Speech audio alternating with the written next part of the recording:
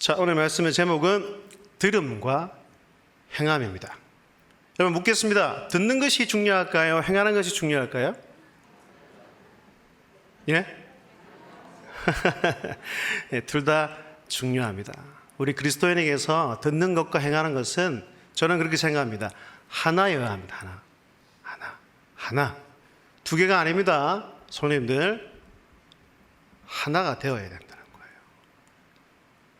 이게 뭐죠? 이게 뭐예요? 예, 귀가 다 있습니다. 그죠? 저는 요즘 나이가 들면 들수록 당연한 것에 대한 감사를 많이 합니다. 왜 그러냐면 하나님의 은혜를 알면 알수록 당연한 것이 당연한 게 아니기 때문이죠.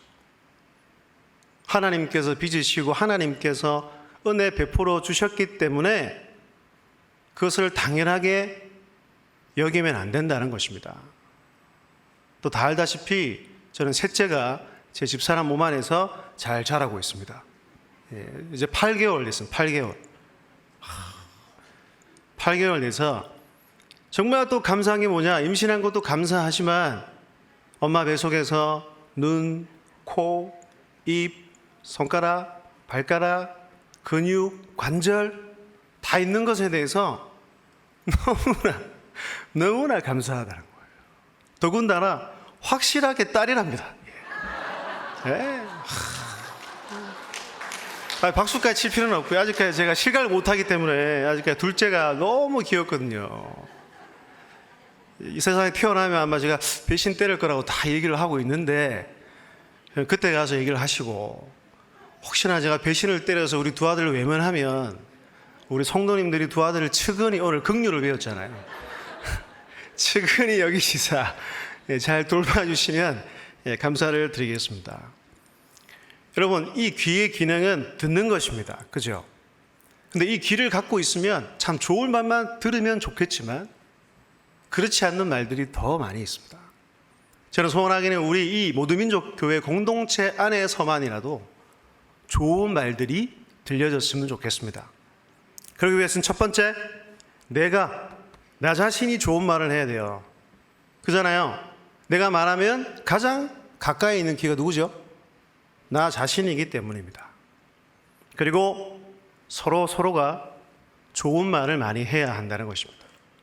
하지만 여러분, 하나님께서 진짜 궁극적으로 우리에게 귀를 주신 이유가 뭘까요?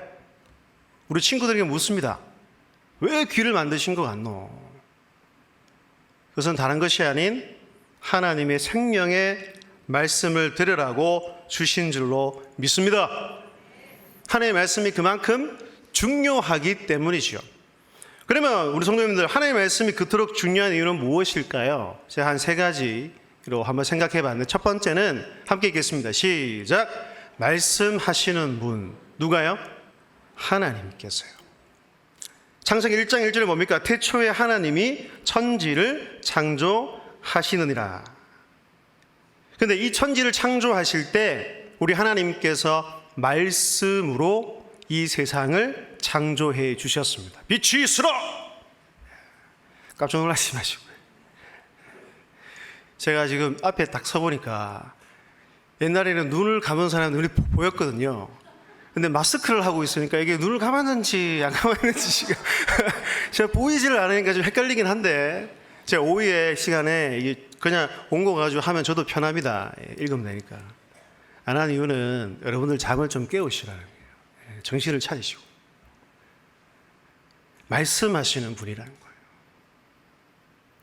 창조 때만이 아닙니다. 믿음의 사람들을 통해서 구약 성경을 보십시오. 계속해서 하나님께서는 말씀하셨습니다. 선지자를 통해서 말씀하셨고요. 지금 이 시대를 살아가는 우리 성도들에게는 이 계시된 하나님의 진리의 말씀을 통해서 지금도 여전히 살아계신 하나님께서 말씀하고 있는 줄로 믿습니다.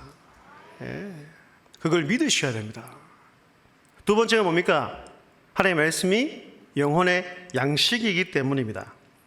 그렇기 때문에 우리는 많이 먹어야 합니다. 여러분, 음식을 잘 먹어야 건강을 유지할 수 있듯이 하나님의 말씀을 잘 먹어야 우리 영혼이 잘 되고 살찌고 건강할 수 있다는 것입니다. 하지만 이보다 더 중요한 건 세 번째, 함께 읽겠습니다. 시작. 말씀을 들을 때 믿음이 생겨나기 때문입니다. 할렐루야.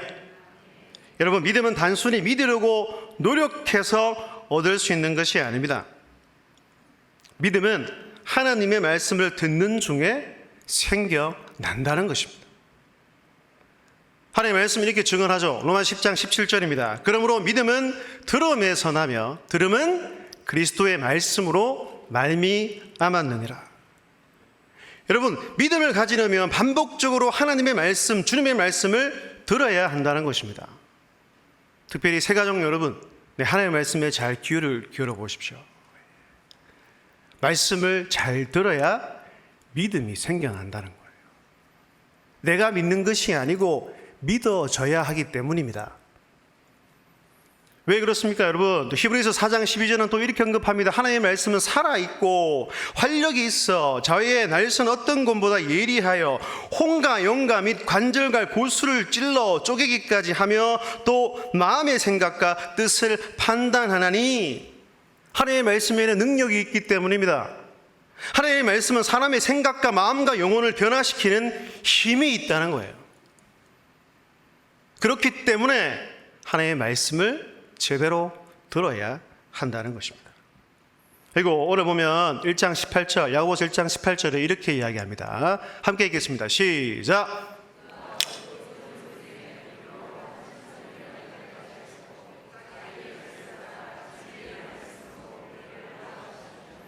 아멘. 무엇으로 우리를 낳았다고 말하죠? 진리의 말씀으로 우리를 낳으셨느니라.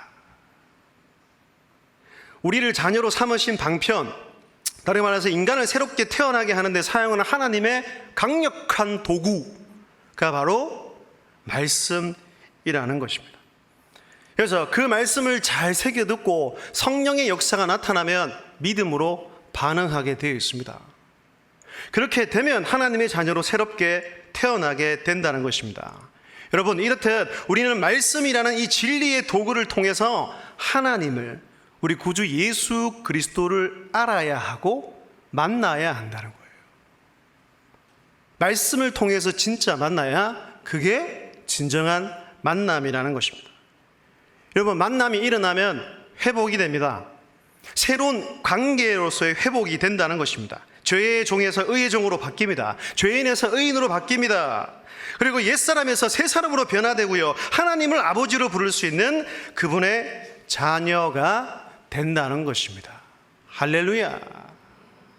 이 자리에 앉아있는 우리 모두는 진리의 말씀으로 나 하나님의 자녀로 새롭게 태어난 줄로 믿습니다. 그러면 끝일까요? 그럼 이제부터 달려갈 길이 남아있다는 거예요. 여러분, 어린아이가 이 세상에 태어나서 자라고 성장하고 계속해서 변화하듯이 우리 그리스도인들도 이제 하나님의 자녀가 되고 나면 자라는 과정이 필요하다는 것입니다. 예수 그리스도를 닮아가야 합니다. 성장해야 됩니다. 거룩한 과정을 달려가야 한다는 것입니다. 그래서 신학적 용어로 말하면 성화라는 것이죠. 그래서 성도님들, 구원의 개념을 우리가 더 잘 이해하고 풍성하게 알기 위해서는 구원의 시제를 좀 알아야 한다는 것입니다. 구원의 현재적 의미가 어떤 의미인지, 구원의 과거적 의미가 어떤 의미인지, 구원의 미래적 의미가 어떤 의미인지를 알아야 한다는 겁니다. 첫 번째, 구원의 과거적 의미는 바로 신학적 용어로 칭의입니다. 칭의. 의롭다함을 얻었다, 의롭다함을 받았다는 뜻입니다. 하나님의 은혜로 믿음을 통해 의롭게 되었다는 것입니다. 하나님의 그 의가, 놀라운 그 의가, 나는 하나도 의를 가질 수 있는 자격도 안 되고 요소도 안 되는 제가, 여러분들이 그 예수 그리스도의 그 십자가의 보혈로 인해서 하나님의 놀라운 의가 우리에게 전가되었다고 성경은 우리를 통해서 말씀하고 있다는 거예요. 여러분, 근데 이상한 신학자들이 많이 일어나고 있습니다. 이게 아니랍니다. 유보족 칭의론이라는 게 있어요. 한번 나중에 인터넷 찾아보십시오. 그렇게 주장하는 신학자들이 있고 또 그것을 따라가는 신학생들이 넘쳐납니다. 그것만으로는 안 된다는 거예요. 다른 말로 하면 믿음만으로는 부족하다는 겁니다. 그러니까 행위 구원론을 주장한다는 얘기예요. 믿음과 함께 좋은 의의 열매를 맺어야 의롭다고 칭함을 받고 구원을 얻는다는 것입니다. 여보세요, 이것은 잘못된 것입니다. 제가 누누이 구원에 대해서 말씀을 설명드렸잖아요. 구원에 있어서는 우리가 이만큼도 지분을 가진 게 없어요. 지분을. 여러분, 구원은 하나님의 선물이라고 그랬지 상이라고 말씀한 적이 없습니다. 여러분, 상은요 잘하는 사람한테 주는 것입니다. 너 잘생겼네. 너 키가 크네. 너 달리기 잘했네. 너 시험 잘 쳤네. 그러니까 내가 너에게 상을 줄게. 이게 상이고요. 선물은 그렇지 않습니다. 주는 사람 마음입니다. 주는 사람. 그 구원의 선물을 누가 베풀어 주셨습니까? 삼위 하나님께서 우리에게 베풀어 주셨다는 것입니다. 그래서 성경 말씀을 이렇게 이야기하죠. 요한복음 5장 24절입니다. 함께 큰 소리 읽겠습니다. 시작. 내가 진실로 진실로 너에게 이르노니 내 말을 듣고 또 나 보내신 이를 믿는 자는 영생을 얻었고 심판에 이르지 아니하나니 사망에서 생명으로 옮겼느니라. 아멘. 영생을 얻었습니다. 할렐루야. 사망에서 생명으로 옮겨졌다는 것입니다. 여러분, 성경은 분명히 말합니다. 그리스도 예수 안에 있는 자에게는 결코 정죄함이 없다는 것입니다. 우리는 십자가 도상에서 우리 주님께서 모든 죄를 다 지시고 돌아가 주셨기 때문에 이미 그 모든 죄가 해결되었기 때문에 우리는 죄를 지어도 여전히 그분의 자녀라는 것입니다. 정죄는 받지 않지만 예수 믿는 사람이 이제 죄를 지으면 하나님으로부터 책망을 받고 징계를 얻게 됩니다. 또 여기서 하나 기억하십시오. 하나님께서 징계를 주신 이유는 나를 미워해서가 아니라는 거예요. 권사님을 사랑하고 집사님을 사랑하기 때문에 나에게 돌아오라는 거예요. 그래서 그 징계의 목적이 뭡니까? 곧 또 회복이라는 겁니다. 감사하게 받아들이셔야 한다는 것입니다. 자, 그렇다면 내가 구원을 얻었습니다. 이제 지옥 안 가요. 정죄함이 없다 그랬잖아요. 그러면 내 마음대로 살아도 됩니까? 자기 멋대로 살아도 됩니까? 이것을 주장하는 것은 기독교가 아닙니다. 이단들이 그렇게 주장하는 거예요. 한 이단파가 있는 그건 구원파입니다. 구원파. 구원파는 구원받은 자는 회개할 필요가 없다고 주장을 합니다. 회개는 딱 한 번만 하는 것입니다. 하나님께로 돌아올 때, 그때 딱 한 번만 회개하면 된답니다. 죄를 지어도 상관이 없답니다. 또 그들은 구원받은 날짜를 되게 집착을 합니다. 정확히 날짜를 알아야 그 사람이 구원을 얻었다고 주장을 하고 있다는 것입니다. 여러분, 기독교에서 말하는 구원은 절대 그런 의미가 아닙니다. 과거적 의미에서 우리가 이신칭이 믿음을 통해 하나님의 은혜로 구원을 얻었기 때문에 이제 믿음의 자녀로 올바로 살아가는 과정이 필요하다는 거예요. 그것을 성화라고 얘기합니다. 구원의 현재적 의미입니다. 구원의 현재 진행형이고 그리스도를 닮아가도록, 거룩을 닮아가도록 힘써라 라고 말씀하고 있는 것이죠. 사도 바울은 빌립보서 2장 12절에서 이렇게 말하고 있습니다. 이 말씀도 함께 읽겠습니다. 시작. 그러므로 사랑하는 자들아, 너희가 나 있을 때뿐만 아니라 더욱 지금 나 없을 때에도 항상 복종하여 두렵고 떨림으로 너희 구원을 이루라. 아멘. 여러분, 이 구절을 또 오해하시면 안 됩니다. 행위 구원을 의미하는 것이 아닙니다. 구원을 받았으면 구원을 받은 자답게 살아가고 주님을 닮아가라는 성화의 구원을 이루어 가라는 거예요. 그래서 생활로, 삶으로 너희 구원을 나타내 보이고 하나님이 주신 영생이 누구 안에 있어요? 내 안에 있음을 보여주라는 겁니다. 또 성경 말씀도 이렇게 말합니다. 베드로전서 1장 15, 제가 읽을게요. 오직 너희를 부르신 거룩한 이처럼 너희도 모든 행실에서 거룩한 자가 되라고 말씀하고 있습니다. 여러분, 그분이 거룩하기에 우리도 거룩해야 합니다. 그런데 베드로 사도는 모든 행실에서 거룩한 자가 되라고 말씀하고 있지 않습니까? 가정에서, 직장에서, 사람들의 관계에서 모든 말, 행동, 우리의 삶의 전 인격에 있어서 거룩하라는 거예요. 사랑하는 여러분, 모든 행위에 있어서 거룩한 자가 되시길 주의 이름으로 축복합니다. 그분의 그 거룩함을 닮아가는 것에 최고의 가치를 두고 살아가는 자들이 참된 성도인 줄로 믿습니다. 그래서 우리는 거룩을 닮아가려면 두 가지 도구를 꽉 붙잡고 가야 됩니다. 하나님의 말씀과 기도로 거룩해진다고 말씀하고 있잖아요.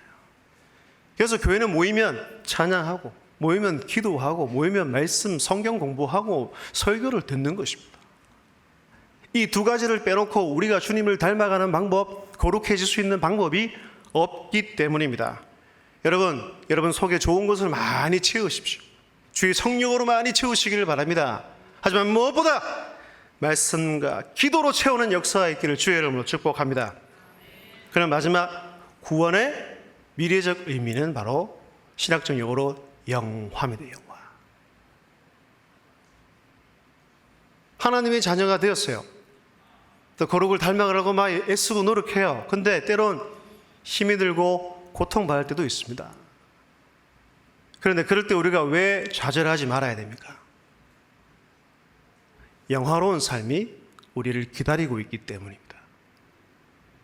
그게 우리의 유일한 소망이 되어야 한다는 거예요. 여러분, 완전한 구속, 완전한 구원, 완전한 해방, 완전한 자유, 우리를 기다리고 있습니다. 썩지 않게 될 것을 확실히 믿을 수 있기를 바랍니다. 빌립보서 보십시오. 사도 바울이 이렇게 고백합니다. 그는 만물을 자기에게 복종하게 하실 수 있는 자의 역사로 우리의 낮은 몸을 자기 영광의 몸의 형체와 같이 변하게 하시리라. 할렐루야. 주님의 몸같이 변화될 때가 온다는 거예요. 그것을 바라보고 그것을 소망하면서 이 땅의 삶이 괴롭지만 주님을 향하여 믿음의 길을 달려가야 한다는 것입니다. 이것이 성경에서 말하고 기독교가 말하고 있는 구원의 의미라는 것입니다. 여러분, 구원을 얻은 참된 성도는 자기 마음대로 살아갈 수 없습니다.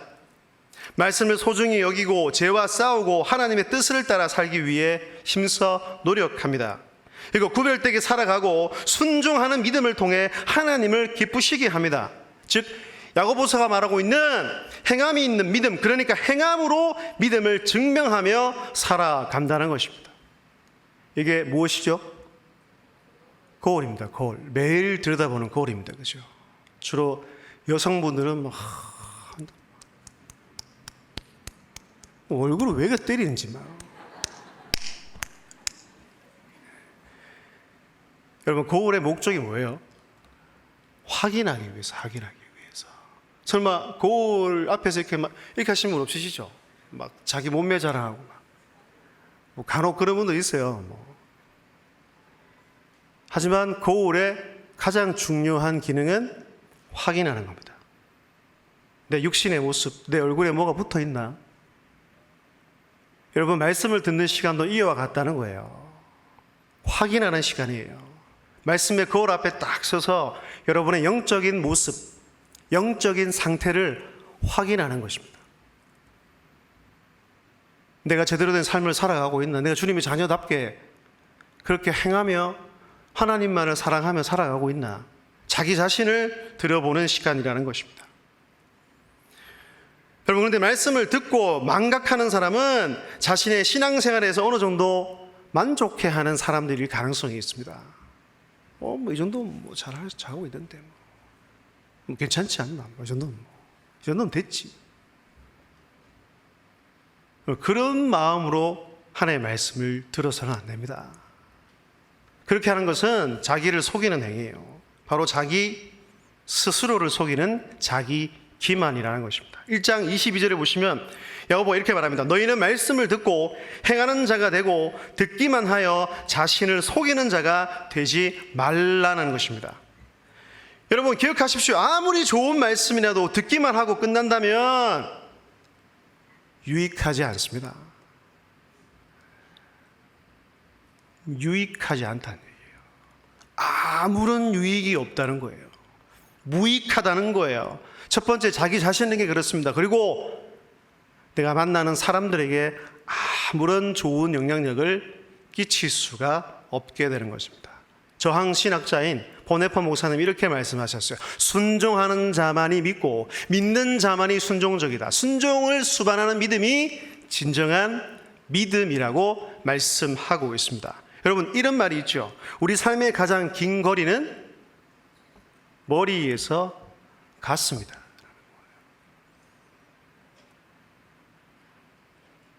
교회 안에 사역을 하다 보면, 또 만나서 신방을 하고 상담을 하다 보면 아직 예수님이 여기까지 이르지 못한 분들이 있습니다. 어떤 분들은 한평생 걸리더라고요. 그러니까 여러분들은 얼마나 크신 은혜를 얻었습니까? 저는 확실히 믿어지거든요. 내 마음에 감동이 있거든요. 미스터 트롯 그 노래를 듣고 내가 감동하는 것이 아니라, 아줌마 정신 차리셔야 돼요. 요즘에 보니까 어떤 분이 은혜 받았다 하더라고요. 은혜 받았다고. 뭐지 이거. 말씀을 듣고 은혜 받고 찬양을 통해 은혜를 받아야 되는데, 와, 트로트 저희 집 TV가 없어요. 그래서 누구 얘기를 하는데 제가 모르겠더라고요. 도대체 그게 뭐냐 찾아봤습니다. 막 난리 구슬 필치도 있더라고요.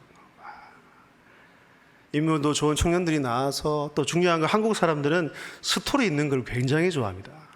힘겹게 살다가 막 거기 나와서 노래 한 곡 쫙 불렀더니 사람들이 막 또 코로나가 터졌네요. 집 밖을 안 나가요. 막 유일하게 막 희망을 줄 수 있는 것이 미스터 트롯이라니.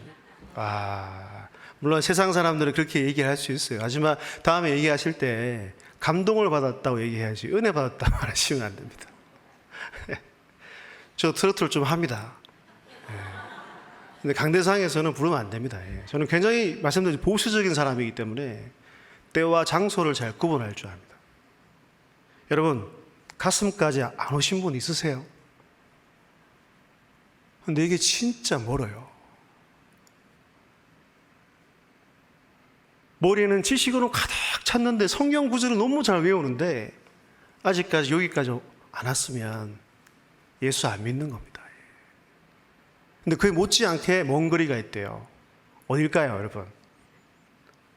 가슴에서부터 발까지의 거리랍니다. 이제 믿어져요. 믿어지는데 손과 발까지는 안 간다는 겁니다. 이게 바로 우리 한국교회의 가장 심각한 문제라는 거예요.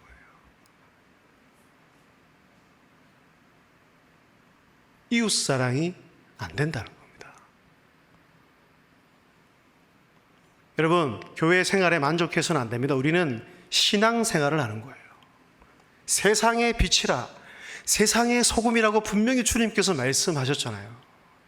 교회 안에 빛이라, 교회 안에 소금이라고 말씀하신 적이 한 번도 없어요. 물론 교회 생활을 등한시하라 말씀을 드리는 것이 아닙니다. 주일로 오셔서 예배 잘 드려야 됩니다. 기간 모임도 잘 해야 됩니다. 여러 가지를 잘 하셔야 됩니다. 열심히 하셔야 되지만 궁극적인 목적, 그렇게 해 나가는 인도에 있어서 우리 궁극적인 목적은 바로 이 세상 속에서 신앙인으로 살기 위해서입니다. 곧 신앙이 생활이 될 수 있도록 그렇게 해 나가야 하는 것이 주님의 성도라는 것입니다. 여러분, 짧게 한 3가지가 남았어요. 금방 할 텐데, 그러면 하나님의 말씀을 듣는 것에만 익숙해질 때 어떤 현상이 일어날까요? 첫 번째, 함께 읽겠습니다. 시작. 정상적으로 자라지 못합니다. 여러분, 2가지가 있죠. 건강한 것과 비대한 것은 같은 의미일까요? 다른 의미일까요? 같은 의미일까요? 전혀 다른 의미입니다. 요즘 성인병이 이 시대의 화두입니다. 화두. 그러면 성인병이 왜 생겨날까요? 이 그림 봅시다. 여러분, 고기를 좋아하십니까? 여러분은 브로콜리 같은 채소를 좋아하십니까? 그러면 둘 중에 어느 것이 중요할까요? 저는 무조건 고기입니다. 고기. 채소는 안 보여요. 채소는 치우. 저는 고기파입니다. 고기파. 생선도 별로 안 좋아합니다. 고기를 좋아하는데, 근데 고기만 내가 좋아한다고 계속해서 먹으면 어떻게 될까요? 지방 덩어리가 막 내 안에서 건강하게 활동하는 것이 아니고 안 건강하게 활동을 해서 비대해진다는 거예요. 성인병이 왜 생겨나냐면 두 가지인데, 첫 번째는 음식을 골고루 섭취하지 않기 때문이고요. 하지만 이것보다 더 큰 요인은 먹는 것만큼 움직이지 않기 때문입니다. 그러니 자연적으로 살이 찌는 것이죠. 많이 움직여 보십시오. 활동해 보십시오. 그래서 그 비만은 모든 질병의 근원이 되는 것입니다. 마찬가지로 말씀을 듣는 양은 너무 많은데 말씀을 들은 대로 행동하지 않으니까 말씀이 우리 안에서 좋지 않은 형태로 계속해서 나타난다는 거예요. 그걸 영적 비만 증세라고 이야기를 할 수 있습니다. 그러니 건강하게 자라지 못하게 합니다. 그러니 자연적으로 신앙의 성장을 방해한다는 거예요. 신앙은 제자리 걸음을 하고 병든 신앙생활을 하게 됩니다. 여러분, 머리만 점점 커져 보십시오. 몸이 정상적으로 활동을 할 수가 없다는 거예요. 그래서 내 안에 머리만 이만큼 커지고 성경 지식만 너무나 많아지면 어떤 현상이 일어나는 줄 아세요, 여러분? 손가락질하기 시작합니다. 좀 많이 봤어요. 그것도 못하냐. 비교하기 시작합니다. 아는 게 많으니까.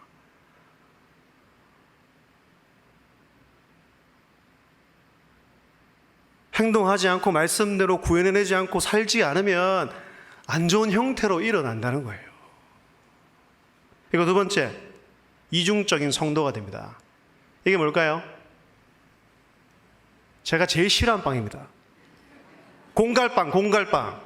사기칠 게 없어가지고 이제 빵으로 사기를 치고, 이제 사기치는 사람도 굉장히 싫어하지만 이제 무생물까지 이제 공갈빵이래요. 공갈빵. 왜 공갈빵이랍니까? 성도님들, 예? 딱 볼 때는 이야, 되게 모험질스럽네. 겉모습을 봤을 때는 이야, 이게 좀 빵빵한데 하고 앙 하면 어떻게 됩니까? 속이 텅텅 비어 있다는 거예요. 여러분, 이런 성도가 되어서는 안 되겠죠.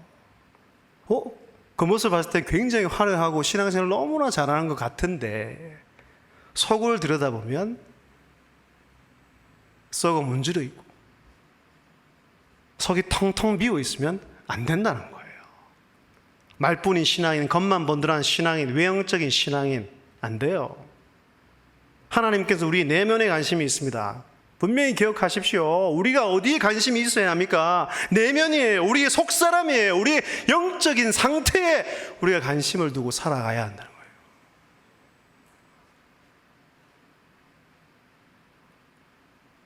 한국교회가 제일 많이 듣는 거 뭐예요? 입만 살았다. 입만 동동 떠다닌다는 얘기예요. 제가 언젠가 설교 때 말씀드렸죠. 말을 줄이시라고. 말하는 거 대신에 들어주시라고요. 제 애 초등부를 맡아서 가르쳐 보면 이제 우리 애들도 듣는 게 잘 안 됩니다. 심각한 현상이에요. 들어야 되거든요. 부모의 말을 듣고 선생님의 말씀을 듣고 이 목사의 말을 들어야 되는데 안 들으려고 하면 안 들으려고. 자꾸 자기 말만 하고 자기 주장만 합니다. 말하는 것은 줄이고 듣는 것을 더 많이 하십시오. 훨씬 유익이 있을 것입니다.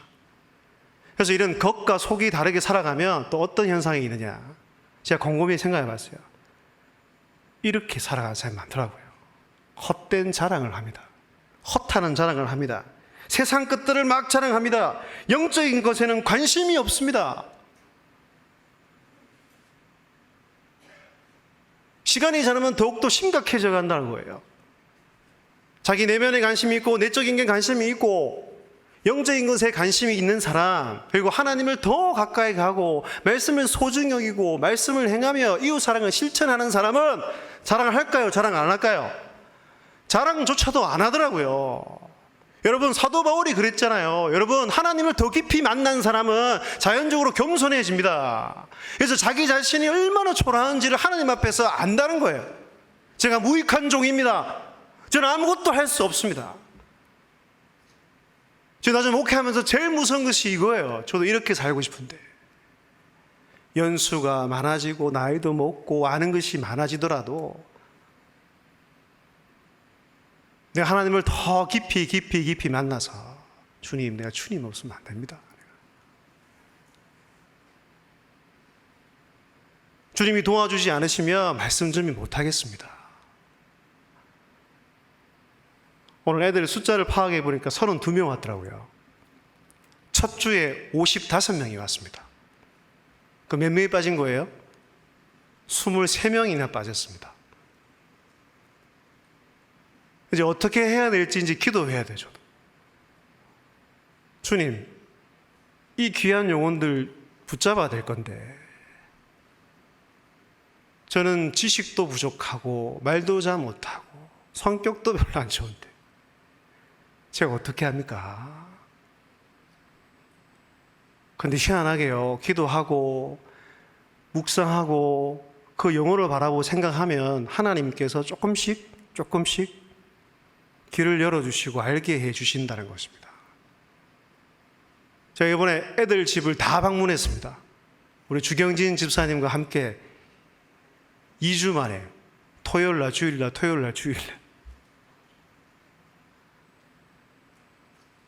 그 영혼들이 너무 보고 싶고 영혼들이 너무 귀하니까 찾아가야죠. 또 예배가 재개됐음에도 불구하고 오지 않는 그 아이들의 마음, 또 부모의 마음도 저는 충분히 다 이해합니다. 또 시간을 가지고 인내하고 잘 기다릴 수 있어야 되겠죠. 이제 아주 교사도 많잖아요, 그죠? 유치부도 마찬가지고 초등일부도 다 주일학교도 그 외에 우리 성인 우리 성도님들 가운데도 놓지 않는 분들도 있다는 얘기예요. 또 구역장을 맡으신 분들도. 영혼을 위해서 우리 기도합시다. 기도하고 지혜를 강구하면 하나님께서 가장 좋은 길로 인도해 주실 줄로 믿습니다. 여러분, 헛된 자랑하시면 안 됩니다. 진짜 내면의 관심을 가지십시오. 내가 하나님 앞에서 어떻게 서 있느냐,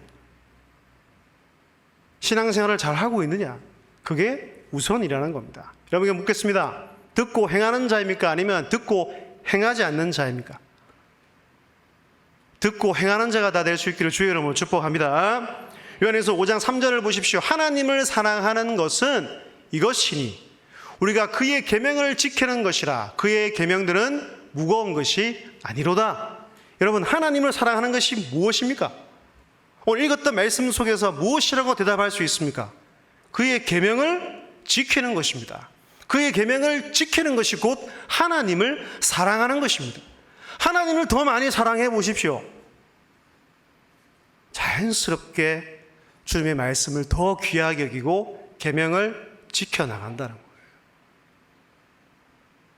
사람에게 관심을 가지게 돼 있어요. 사람이 불쌍하게 여기십니다. 그를 돕고 그를 위해서 기도하고 협력하게 되어 있다는 것입니다. 그럼 앞으로 어떻게 우리가 살아갈 것인가? 마지막 세 번째입니다. 함께 읽겠습니다. 시작. 작은 것부터 실천, 순종하는 성도가 되자. 그래, 오늘 말씀을 들었으니까 내가 큰 마음, 큰 계획을 갖고 시작할 것이 아니라 내가 하나님을 사랑하고 이웃을 사랑하는 것을 실천하기 위해서 내가 오늘부터 과연 무엇을 해야 할까? 여러분 스스로가 한번 고민해 보라는 얘기죠. 근데 너무 고맙게도 야고보서를 보면 야고보는 우리에게 그것까지 설명해 주고 있는 것 같아요. 27절이네요. 제 성경 없네요. 27절을 보겠습니다. 27절을 성경책을 보고 다 같이 읽도록 하겠습니다. 시작. 하나님 아버지 앞에서 정결하고 더러움이 없는 경건은 곧 고아와 과부를 그 환난 중에 돌보고 또 자기를 지켜 새 속에 물들지 아니하는 그것이니라. 아멘. 여러분, 고아와 과부를 환난 중에 돌보라는 겁니다. 이웃 사랑이지요. 그리고 후반부에 뭐라고 합니까? 또 자기를 지켜 새 속에 물들지 아니하는 그것이니라 고 말씀하고 있습니다. 세상의 세속의 풍조나 교훈이나 어떤 관습을 따라가지 않는 것. 그게 하나님을 사랑하는 것입니다. 그러니까 고아와 과부, 어떻게 보면 가장 연약한 존재들이잖아요. 그들을 잘 돌보고 그들을 도와주는 것. 이웃을 사랑하는 것입니다. 이 책을 읽다 보니까 전 제목이 너무 좋아서 책을 하나 구입한 것입니다. 있는데요. 그 책의 제목은 아멘 다음이 중요하다라는 책입니다. 아멘 다음이 중요하다. 여러분, 지금까지 우리는 수많은 설교를 들었고 앞으로도 듣게 될 것입니다. 모든 말씀을 아멘으로 받아들일 수 있기를 바랍니다. 그런데 여러분, 아멘의 뜻이 무엇입니까? 진실로 그렇습니다. 그 말씀이 진리입니다 라는 뜻입니다. 하지만 여기서 끝났지만 안 됩니다. 아멘의 진정한 의미는 그 말씀이 진리이기 때문에 그 말씀대로 살겠습니다가 포함되어 있다는 거예요. 진리니까 진리대로 따라가야 되잖아요. 진짜 그 말씀이 살아있는 하나님의 말씀이니까 그 말씀대로 살아내야 되잖아요. 그게 진정 아멘의 뜻이라는 것입니다. 진짜 아멘은 입이 아닌 삶으로 해야 합니다. 아멘은 삶으로 살아내는 치열한 순종이라는 것을 꼭 기억하셨으면 좋겠습니다. 우리가 하는 이 아멘이 단순히 구하는 열창이 되어서는 안 된다는 겁니다. 아멘은 끝이 아니라 또 다른 시작임을 명심하시고 삶의 현장 가운데서 이 하나님의 말씀을 내가 치열하게 살아내기 위해서 심서 노력하는 여러분 다 되시기를 주의 이름으로 축복합니다. 그렇게 하면 어떻게 될까요? 함께 읽겠습니다. 시작. 자유롭게 하는 온전한 율법을 들여다보고 있는 자는 듣고 잊어버리는 자가 아니요 실천하는 자니 이 사람은 그 행하는 일에 복을 받으리라. 아멘. 그 행하는 일에 복을 주신다는 거예요. 누가요? 하나님께서. 말씀대로 믿고 말씀대로 행하여 복을 얻는 모든 주의 성도들이 다 되시기를 주의 이름으로 축복합니다. 여기서 나오네. 자, 그래서 우리는 한번 크게 읽고 마칩시다. 시작. 믿음을 순종으로 증명하라. 한 번 더 시작. 믿음을 순종으로 증명하라. 이게 구원의 증거예요. 구원의 증거. 날짜를 기억하는 게 증거가 아니고 순종함으로 여러분의 믿음을 증명해야 됩니다. 그래서 열매 맺는 삶을 살아가시기를 바랍니다. 좋은 열매가 많이 맺히면 그 나무는 좋은 나무지요. 그죠? 그런 의미에서 여러분들이 각자 다 좋은 나무가 되어서 올해도 이제 5월 둘째 주니까 많이 남았잖아요. 주일마다 하나님의 말씀을 듣고 또 찾아서 들으실 텐데 그래서 그 말씀을 잘 듣고 행함으로 좋은 열매, 진짜 신앙의 좋은 열매를 잘 맺었으면 좋겠습니다. 특별히 오늘은 어버이 주일입니다. 분명히 하나님의 계명입니다. 그죠? 5계명, 인간과 인간 사이에 첫 번째로 주신 계명, 약속이 있는 첫 계명 뭡니까? 내 부모를 공경하라. 오늘 세 가지를 말했습니다. 우리 친구들에게 세 가지를 얘기했습니다. 부모의 권위를 인정하라. 두 번째, 부모의 가르침에 순종하라. 순종하기 위해서는 첫 번째 뭐야 돼? 제일 중요한 게 뭔지 알아요? 들어야 돼. 경청해야 돼요. 그리고 마지막 세 번째, 제가 곰곰이 도대체 세 번째로 뭘 할까? 여러분, 아직까지 예수님 믿지 않는 부모님이 계시다면 그 부모에게 할 수 있는 최고의 효는 뭘까요? 누굴 전해줘야 됩니까? 예수 그리스도를 전해줘야 한다는 거예요. 세 번째 대전은 이거였습니다. 영혼 구원을 위해 최선을 다하고 한 가지 덧붙여서 부모님을 위해서 기도하라는 거예요. 여러분 신기하게도 부모는 자녀를 위해서 기도하지만 자녀는 부모를 위해서 기도를 할까요? 기도를 하셔야 됩니다. 저도 이걸 목사이지만 몇 년 전에 깨달았습니다. 저는 굉장히 대구 사람이라 부모님께도 연락을 잘 안 합니다. 제가 오늘 선생님인데 질문해봤어요. 하루에 한 번씩 부모님께 전화하는 사람 한 명도 없어요. 그래, 뭐 없을 수 있지. 나랑 비슷하구나. 일주일에 한 번씩 연락하는 사람 손 들어보세요. 한 명도 없어요. 그럼 한 달에 있겠지. 한 달에 한 번 부모님께 전화하는 사람 우리 초등부 교사 중에는 한 명도 없더라고요. 여러분, 물론 연락 잘 드리고 용돈 보내주는 것도 진짜 효를 하는 거지만 저는 부모님을 위해서 기도해 드리는 게 가장 큰 효라고 생각합니다. 이제 부모님이 나를 위해서, 이 자녀인 저를 위해서 기도 많이 해 주셨으니까 이제 노년의 삶을 살아가는 내 어머니, 아버지를 위해서 기도해 드려야 되지 않겠습니까? 그렇게 하실 수 있는 여러분들이 다 되었으면 좋겠습니다. 꼭 부모님을 위해서 기도하시기를 바랍니다. 특별히 아직까지 예수님을 모르고 구원 얻지 못한 부모님이 있다면 정말 더 열심히 기도하고 영혼 구원을 위해서 노력하시고 복음을 증거하십시오. 이 땅에 아무리 우리가 건강하게 살아봤자 100년도 채 안 되잖아요. 그런데 예수님을 믿지 않고 죽으면 어떻게 됩니까? 영원한 지옥불에 떨어져 살아간다는 겁니다. 교회 절기도 여러분 중요합니다. 기억하고 또 기억하고 이것을 다시 한번 깨달으라고 교회 절기를 지키는 것입니다.